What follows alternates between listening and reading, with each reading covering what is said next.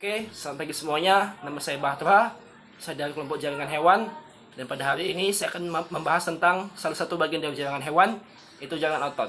Oke, tujuan saya pada kali ini adalah agar kalian semua mengerti apa itu jaringan otot, ciri-ciri jaringan otot, dan bagian-bagian apa saja yang berada jaringan otot. Oke, jaringan otot adalah jaringan yang tersusun dari sel-sel yang dapat berkontraksi. Oke, jaringan ini membuat kita dapat menggerakkan bagian tubuh kita. Jaringan ini memiliki banyak kapiler darah yang menyuplai nutrisi dan oksigen. Oke, jaringan otot ini berasal dari jaringan ini berasal dari itu lapisan mesoderm yang sudah ada pada kita sejak kita masih embrio. Pada organel sistem jaringan otot berbeda dengan sistem jaringan kita, yaitu pada jaringan otot organel sitoplasma menjadi sarkoplasma dan retikulum endoplasma menjadi retikulum sarkoplasma. Oke, jaringan otot ini dapat berkontraksi gara-gara ada protein aktin dan miosin yang saling berikatan. Nah, jadi jika protein aktin dan miosin saling berikatan, jaringan otot akan berkontraksi. Sedangkan jika protein aktin dan miosin tidak berikatan, maka jaringan otot akan melakukan hal yang namanya relaksasi. Inilah video contoh bagaimana protein aktin dan miosin berkontraksi.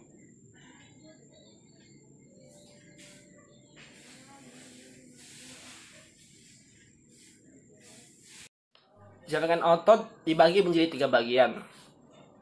Supaya kalian tahu, jaringan otot menjadi yaitu otot rangka, otot jantung, dan juga otot polos.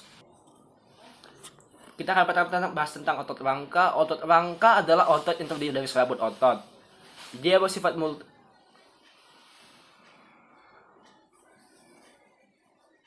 jaringan otot dibagi menjadi 3, yaitu jaringan otot rangka yang berada pada luar tubuh, jaringan otot polos yang berada pada organ-organ, dan jaringan otot jantung yang berada pada jantung. Oke, jadi sekarang kita akan bahas tentang jaringan otot rangka. Jaringan otot rangka adalah otot yang fungsinya untuk menggerakkan tubuh bagian luar kita. Nah, otot ini sangat membantu kita dalam gerakan-gerakan penting seperti berjalan, berlari, bekerja, dan juga jika kalian tahu, tenaga kita keluarkan untuk BAB atau membuang air besar, kita menggunakan otot rangka. Oke, seperti dapat kalian lihat, jika jaringan otot dibelah bagiannya akan nampak bagian seperti ini. Akan nampak kalian itu epimysium. Epimysium adalah jaringan pembungkus yang membungkus jaringan otot. Sedangkan yang ini adalah jaringan tendon. Ini adalah tendon. Tendon ini adalah jaringan padat yang menghubungkan antara tulang dengan otot. Oke. Jadi di dalam satu epimysium ini ada banyak fasciculus. Nah, jika kita perbesar lagi, akan nampak bahwa dalam fasciculus ini akan ada lagi jaringan lainnya, yaitu jaringan perimysium yang membungkus sel-sel otot. Oke, ini yang bulat-bulat ini adalah sel otot yang juga dibungkus oleh endomysium. Jika jaringan otot atau sel otot diperbesar lagi, maka akan menjadi seperti ini. Nah, kalian akan nampak sifat otot atau sel otot, sarkolema, dan juga myofibril. Nah, seperti kalian lihat, pada sel otot akan nampak bahwa bentuk sel otot itu adalah silindris panjang. Oke, jadi pada satu sel otot ada jaringan sarkolema. Nah, pada sarkolema juga terdapat banyak myofibril. Sifat otot juga memiliki inti yang banyak, tapi semua inti-intinya berada di pinggir. Nah, jika kalian lihat, ini semua inti-inti pada sifat otot. Oke. Jika jaringan myofibril diperbesar, akan nampak bahwa myofibril berbentuk seperti ini. Myofibril berbentuk seperti ini karena disusun atas jaringan sarkomer yang terdapat juga protein miosin, protein aktin, dan juga retikulum sarkoplasma. Jika kalian mau tahu sarkomer itu apa, sarkomer itu adalah unit rangka fungsional otot rangka yang dapat berkontraksi. Oke, jadi karena sarkomer itulah maka kita bisa melakukan kegiatan seperti mengunyah, berjalan, dan lain-lain. Oke, kita akan menjelaskan tentang cara kerja otot rangka. Otot rangka bekerja dengan cepat di bawah kesadaran, jadi kita dapat mengendalikannya. Tetapi juga karena kerjanya cepat, otot rangka ini cepat lelah. Jadi kesimpulannya adalah bahwa otot rangka adalah otot yang memiliki fungsi untuk mengatur pergerakan tubuh yang dikendalikan di bawah kesadaran. Otot rangka memiliki ciri-ciri seperti serabut otot atau sel otot yang membentuk silinder panjang, memiliki banyak inti yang terletak di pinggir, terdiri dari banyak miofibril yang tersusun dari banyak sarkomer, polanya lurik, kerjanya cepat, dan cepat lelah. Ya kan lewat kau kan. Yang kedua, kita akan membahas tentang jaringan otot jantung. Jaringan otot jantung adalah jaringan yang paling penting menurut saya, karena jaringan ini adalah alasan mengapa kita tetap bertahan hidup. Jaringan otot jantung berfungsi untuk membantu jantung dalam pergerakannya, sehingga jantung dapat memompa darah ke seluruh tubuh. Jantung seperti yang kalian lihat memiliki pola lurik. Polanya lurik sama dengan otot rangka, memiliki satu atau dua inti yang terletak di tengah. Berbeda dengan otot rangka, karena jaringan jantung intinya di tengah, sedangkan otot rangka berada di pinggir. Memiliki sambungan antar sel atau kita sebut dengan diskus interkalaris. Cara kerjanya di luar kesadaran dan tidak mudah lelah. Karena kalau jantung berhenti bekerja kan tidak mungkin, maka kita akan mati.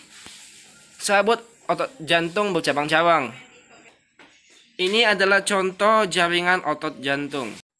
Oke, setelah tadi kita membahas tentang jaringan otot lurik dan otot jantung, sekarang kita akan membahas tentang jaringan otot terakhir, yaitu jaringan otot polos.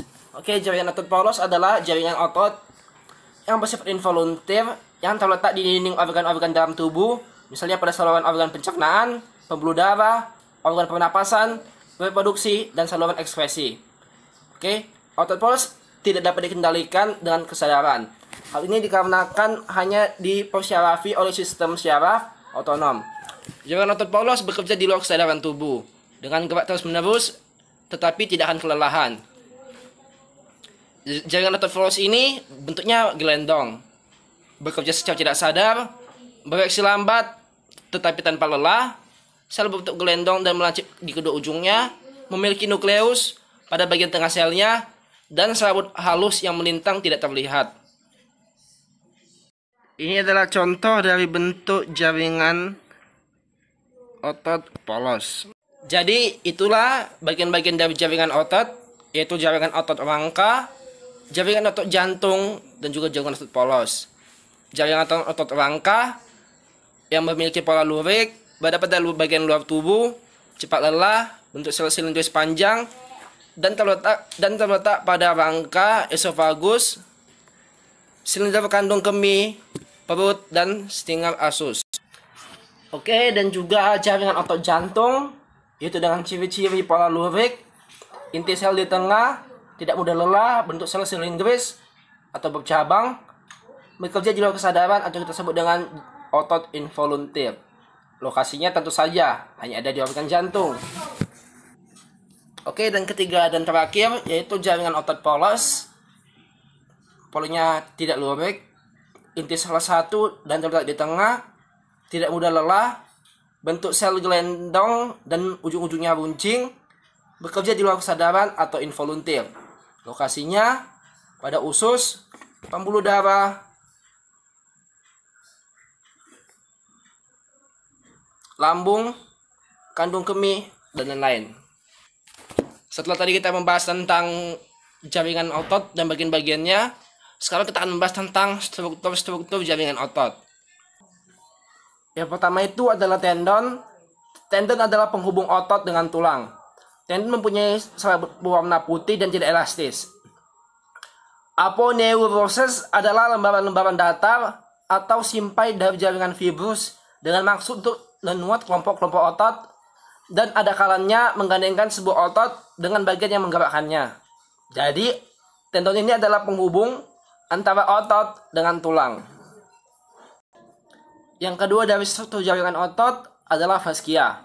Faskia merupakan jaringan ikat gabungan dari jaringan fibrus dan aerolar yang dapat membungkus dan menghimpun otot menjadi satu. Pada tiap-tiap fasciculus terdapat dipisahkan dengan jaringan ikat perimisium. Di antara endomisium dan beberapa serat otot tersebar sel satelit yang berfungsi dalam perbaikan jaringan otot yang rusak. Dalam bagian-bagian tertentu, seperti dalam telapak tangan, faskia ini sangat padat dan kuat. Contohnya adalah fascia palmaris dan fascia plantaris. Yang ketiga adalah sarkolema. Sarkolema adalah unit struktural jaringan otot yang diameternya antara 0,01 sampai 0,1 mm dan panjang 1 sampai 40 mm yang melapisi suatu sel otot. Jaringan ini dapat berfungsi sebagai pelindung otot. Besarnya dan jumlah jaringan, terutama pada jaringan elastis, akan meningkat sejalan dengan penambahan usia. Jadi semakin meningkatnya usia, maka jumlah jaringan pada jaringan elastis akan bertambah. Setiap satu sel otot dilapisi oleh jaringan elastis tipis yang disebut sarkolema. Protoplasma sel otot yang berisi materi sumber cair disebut sarkoplasma. Di dalam materi sel otot terbenam unit fungsional otot berdiameter 0,01 mm yang disebut myofibril. Berbicara tentang myofibril, kita membahas tentang myofibril. Myofibril adalah struktur jaringan otot keempat yang akan saya bahas. Myofibril adalah jaringan otot serat-serat yang terdapat pada otot. Jika dilihat dengan mikroskop, myofibril akan terlihat seperti pita gelap dan terang yang bersilangan. Pita gelap atau kita sebut dengan thick filament dibentuk oleh myosin. Pita terang atau thin filament dibentuk oleh aktin, troponin, dan tropomyosin. Yang kelima, tetapi bukan yang terakhir, adalah myofilament. Myofilament adalah jaringan yang berbentuk benang-benang atau filamen halus yang berasal dari myofibril. Jaringan ini terdapat dua macam, yaitu myofilament homogeni yang terdapat pada otot polos dan myofilament heterogen yang terdapat pada otot jantung atau otot kardia dan pada otot lurik. Dan yang keenam, tapi bukan terakhir, yang keenam dan yang terakhir adalah sarkoplasma. Sarkoplasma adalah jaringan yang berupa cairan sel otot yang fungsinya untuk tempat di mana myofibril dan myofilament berada.